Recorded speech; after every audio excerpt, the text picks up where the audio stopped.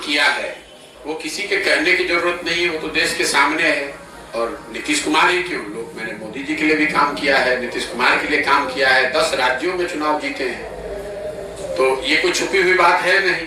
और नीतीश जी हमको क्या धन देंगे? अगर हमको धन कमाना होगा तो इतने बड़े बड़े राज्यों में मुख्यमंत्री लोग जीते हैं, सरकारें जीती हैं, जिनके जीतने में हमने कंधा लगाया है। तो धन की तो बिहार में ना उतना पैसा है, ना नीतीश कुमार की पार्टी के पास पैसा है कि वो हमको धन दे देंगे।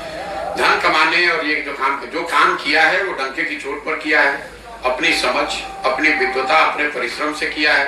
किसी का 1 रुपया चोरी नहीं किया है, किसी का डाका नहीं डाला है, अपने परिश्रम से, अपने प्रयास से, अपनी मेहनत से, अपना पसीना बहाकर उस चीज को खड़ा किया है। देश में उस विधा को खड़ा किया है। उससे पहले कोई जानता ही नहीं था कि ये भी कोई विधा है। आज 20,000 से ज्यादा मैंने वो काम छोड़ दिया। 2 मई 2021 को राष्ट्रीय स्तर पर मैंने घोषणा की अब ये काम नहीं करेंगे। इसके बावजूद देश में 20,000 से ज्यादा बच्चे वो काम कर रहे हैं। उस चीज को हमने शुरू किया है। अगर आपका अपना विचार हो सकता है कि वो सही है या गलत है, लेकिन जो काम किया है वो तो पब्लिक के सामने हो, किसी नेता के कहने की थोड़ी ना बात है। और हमने वो अपने स्तर से किया है, हमारे पिताजी ने नहीं करके उसको दिया था।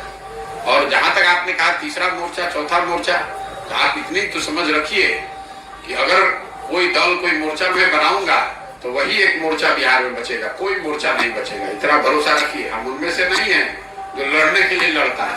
अगर लड़ने अरे आप पहले सुन तो लीजिए, मैंने कहा कुछ बात आपने सुनी नहीं। अगर जन सुराज दल बनता है तो आप देखिएगा एक ही दल बचेगा, उसका नाम होगा जन सुराज। आपको एहसास नहीं है कि मैं कितनी बड़ी व्यवस्था बना रहा हूं।